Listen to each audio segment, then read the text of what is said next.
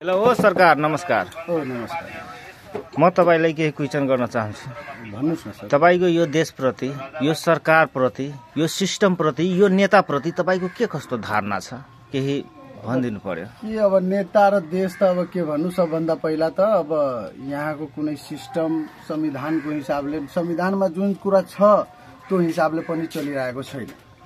जुन हाम्रो संविधानमा पारित भएको छ त्यो नियम पनि अहिले चलिरहेको छैन। अब मेरै मानौ, जसरी म नि अब यहीँ जन्मेको मान्छे, आज मेरो उमेर 30 वर्ष भयो, मेरो बिहे भएर मेरो छोराछोरी पनि भयो, आजसम्म मैले नागरिकता पाएको छैन। अब यसमा म के भन्नु तपाईलाई? अब मेरो नागरिकता अहिलेसम्म बनेको छैन। म आफ्नो छोराछोरीलाई कसरी पढाउने, म आफ्नो घरको कसरी के काम कसरी गर्ने, मेरो आजसम्म यहाँ व्यापार गरेछु, त्यसको मेरो गाडी चलाइरहेको छु, लाइसेन्स छैन, आफ्नो नाममा गाडी छैन, आफ्नो नाममा जग्गा किन्न पाउँदैन। अनि यो कम ठुलो कुरा हो। अब यसमा त सरकारले त उ गर्नु पर्यो। अब जब हामी यहीँ जन्मेको मान्छेलाई हामीलाई नागरिकता दिएको छैन, अब बाउको छैन, आमाको त छ, वंशज नागरिकता छ, यहीँ बसेको सबै दिन यहाँ गाउँमा सोध्नु कोहीसँग आएर के कस्तो छ भनेर, कहाँ कहिलेदेखि बसेको छ यो मान्छे, तर कोही चासो नै छैन। त्यहाँबाट नियम पारित पनि छ, यहाँ वाडामा जाँदाखेरि अब भन्छ कि छैन, हामीलाई अनुमति दिएको छैन, हामी गर्दैन, मिल्दैन। अनि तपाईँ गर्नुहोस् न, यहाँ गरिदिनुहोस्, त्यहाँबाट फर्केर आएपछि हामी नभएन भने हामी फर्केर आउँछौँ। अब खोइ यहीँबाट फर्काइदिन्छ, वाडामा दौडेको दौडे यहीँबाट फर्काइदिन्छ। अब के गर्नु? सबभन्दा ठुलो पीडा त मेरो यो छ।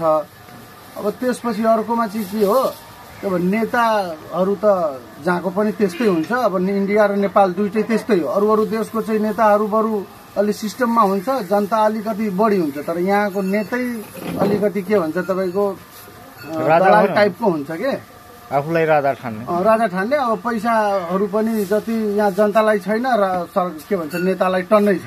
स्विच ब्याङ्क भन्छ कि कुन ब्याङ्क भन्छ नि, कता हो विदेशमा, अब साला त्यहाँ कति पैसा छ त्यो अब बिस्तारै थाहा हुँदैछ हामीलाई। र यही कुरा हो, हामी त यहाँ पीडित छौँ। अब नेपालमा त गाह्रो छ, साह्रै जिन्दगी बिताउन गाह्रो छ। यहाँ अब यो बिचमा के भन्छ, यो सरकार राजावादी र गणतन्त्रवादीको त्यो आन्दोलन थियो, त्यसमा पनि साह्रै दुःख पाएछ जनताले।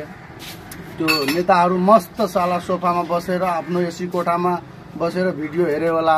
हामी जनताहरू मान्छे गएर त्यहाँ तराईबाट, मधेसबाट, पहाडबाट, कताबाट पुरै देशको मान्छे त्यहाँ गएर कतिवटा त्यसमा मारेको पनि छ, कतिवटा घाइते भएको छ। त्यसले केही मतलब छ? नेताले आजसम्म भनेछ कि ल यो मान्छे मरेछ, यसमा छानबिन गरौँ, कसरी मार्यो, के भयो के भएन, क्षतिपूर्ति पनि उसको ल ठिकै छ। आन्दोलनमा मरेपछि त उसको सबै थोक हुन्छ, तर केही पनि छैन यहाँ। आजभन्दा कति साल पहिला एउटा आज आन्दोलन थियो, मधेस आन्दोलन, त्यसमा पनि कति मर्यो, के भयो, के पायो? जनताले केही पाएकै छैन। पाउनु भनेको अब नेताले मात्रै हो। नेताले सबै थोक नेतालाई हुन्छ। घर पनि जस्तो बनाउँछ, 7 पुस्तौनीको बखरा, 7 पुस्तौनीको हिस्सा उनीहरू एक्लै आफ्नै जुनीमा कमाइदिन्छ। उसको 7 पुस्तौनी बसेर खान्छ, त्यति पैसा कमाइदिन्छ। अब भोट पनि लड्न आउँछ, 2-4 करोड नर्मल मेयरले खर्च गरिदिन्छ। अब त्यो 2-4 करोड रुपियाँ त्यसले कमाउनु पर्दैन? 2-4 करोड रुपियाँ त अब त्यसले मेयरले खर्च गरेको पैसा पहिला त्यो कमाउँछ। त्यसपछि त्यसको अब आफ्नो पुरै छोराछोरीलाई अस्ट्रेलिया पठाउँछ, काठमाडौँमा जग्गा किन्छ, घर किन्छ, सबै थोक गर्छ कि। अनि त्यसपछि विकास, अब विकास कहाँबाट हुन्छ? त्यसले खाइदियो सबै पैसा, अब विकास कहाँबाट हुन्छ?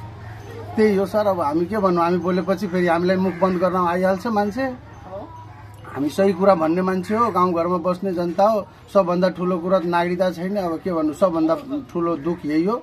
अब जे जसो होस्, अब राजा होस् या नेता होस्, सरकार होस्, त्यो मतलब छैन, तर सही न्याय र सही ढङ्गले यो देश चलोस्। किनकि सबै देश अगाडि गइसक्यो। हेर्नुहोस्, हाम्रो छिमेकी देश इन्डिया आजको डेटमा कति स्थानमा, चौथो कि कत्रो स्थानमा आइसकेको छ, पुरै वर्ल्डमा चिनेछ। जसरी हाम्रो देशको बालेन शाह पनि छ, काठमाडौँको मेयर, उहाँलाई पनि चिन्नु भनेको पुरै विश्वभरि चिनिरहेछ।